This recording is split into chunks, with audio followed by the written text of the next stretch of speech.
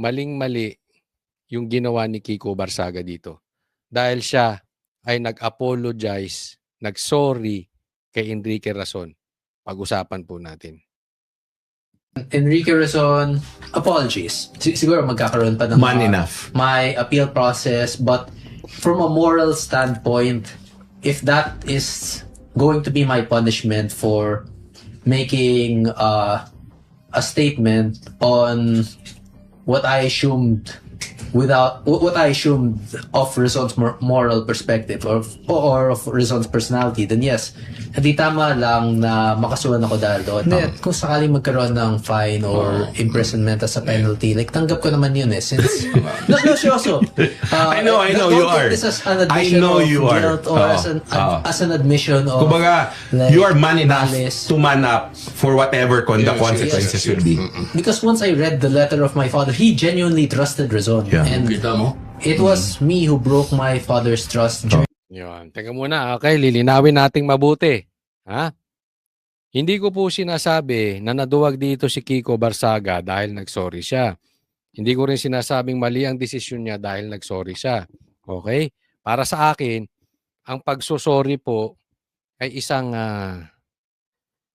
tapang ng tunay na lalaki.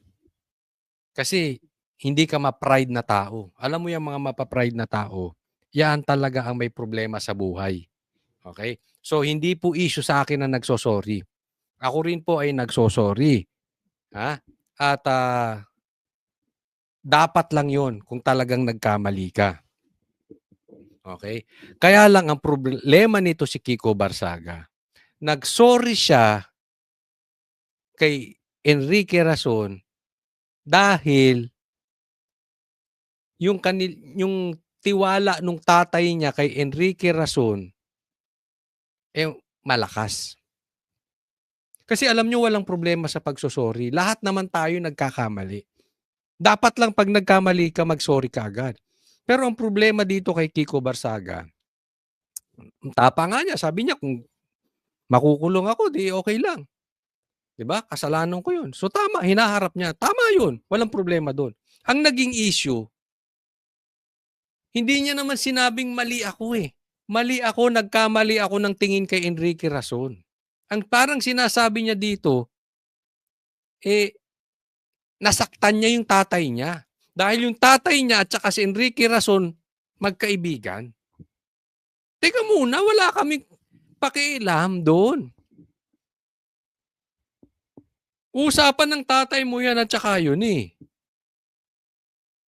Diba? Kung nag-sorry ka dahil sa tingin mo, mali yung akala mo, mali yung tingin mo, mali yung nakita mo. Nagkamali ka, okay yun, sige mali ka. Pero yung sa tingin mo, tama ka. Pero nag-sorry ka lang dahil kaibigan ng tatay mo, anong klaseng congressman ka? Diba? Yan yung sinasabi ko rin kay Aimee at saka kay Bongbong before. Naiintindihan natin na magkapatid. At dapat ang magkapatid nagmamahalan, nagtatanggulan, hindi naglalaglagan. Pero pag politiko kayo, hindi kayo magkapatid first.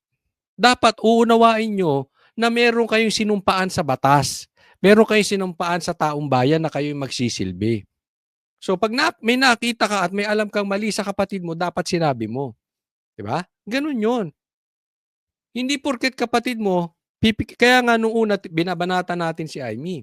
Pero nung sinabi niya na adik yung kanyang kapatid dahil alam niya yun, pinalakpakan natin. Sabi natin tama yun. Bakit? Hindi ka traidoran yun. Kasi parehas kayong politiko Unless hindi politiko si Aimee tapos politiko yung kapatid niya. Dapat ang relasyon nyo, doon ka munang kapatid. Tulungan mo yung kapatid mo. Pero pag pares kayong politiko, may obligasyon kayo. Same thing dito. May obligasyon ka, Kiko. Diba? Tayo naman patas lang Ilang beses nating pinipuri to si Kiko Barsaga. Ganyan naman tayo. Pag tama, hindi tama, sasabihin natin. Pero kung sa tingin ko mali, mali. Sa tingin ko mali itong ginawa ni Kiko. Ito pinakita dito ni Kiko Barsaga. Ha? nahawak tayo ng mayayaman, na ang politiko takot sa mayayaman. Okay, hindi na po issue dito sa akin ha. Hindi ko sinasabing mali si Enrique Rason, hindi natin alam kung anong totoo. Hindi ko sinasabing mali si Kiko Barsaga nung kanyang bintang kay Enrique Rason. Hindi po 'yun. Kung may mali man, kung may kalokohan mang ginagawa si Enrique Rason, di korte na bahala sa kanya. Pag kami nagsampa ng kaso. Kung may mali si Kiko, di panagutan niya. 'Di ba? Pero wala tayo doon. Ang sinasabi ko, mali si Kiko Barsaga. Hindi niya naman sinabi nagkamali siya eh.